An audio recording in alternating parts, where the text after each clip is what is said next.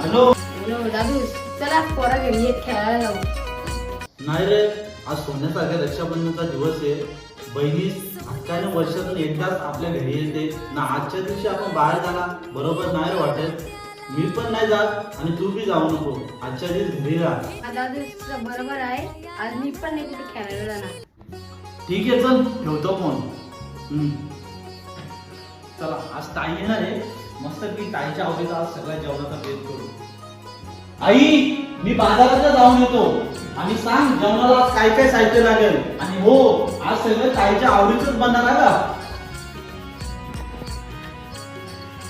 दादू, ताई काय फोन उचलत नाही. कधीपासून फोन लावते, आता फोन उचलत नाही. ताई येणार कधी आहे? फोन नाही उचले, ठीक आहे मी फोन लावतो.